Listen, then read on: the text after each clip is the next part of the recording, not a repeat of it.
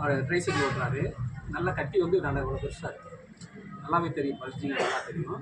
Thyroid அந்த இது அப்படின்னு பார்த்தாலும் தைராய்டு பிரச்சனை தான் இருக்குது. மருந்து எதுவுமே சாப்பிட மாட்டேங்கிறாங்க. அவங்க ஒய்ஃபு வந்து சாப்பிட்டாங்க. ஸ்பைரல் பனியன் ஜமீனில் வளர்த்தாங்க. ஸ்பைரல்னா இது சத்து காட்டி சாப்பிட்டாங்க. அது நல்லா இருக்கணும்னு இவங்களுக்கு கொடுக்க அப்படின்னா சாப்பிடவே இல்லை. தீபாவளிக்கு முதல் நாள் எல்லாம் போனஸ்லாம் வாங்கிட்டு வந்து காசு வீட்டில் இருக்குது. ஆனால் பார்த்தாக்கும் ஃபுல்லாக வேலை பார்த்ததுனால அந்த வலி ஆரம்பித்து அப்படியே அமுங்கி எச்சியாக ஊற்றிக்கிட்டு இருக்கு.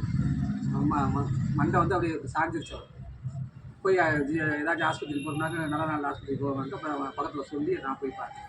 அதான் சொன்னால் அவங்களுடைய ஸ்டேஜில் இருந்து கையோட எடுத்துகிட்டு போயிட்டேன்.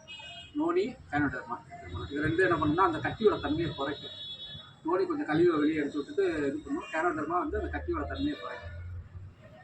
நைட்டு 2 டோஸு, ஒரு 11 மணிக்கு ஒரு டோஸ் போடணும் சொல்லி கொடுத்துருந்தேன். காலையில் அந்த எச்சி ஊற்ற நின்றுச்சு. தீபாவளி நல்லா சந்தோஷமாக பண்ணாங்க.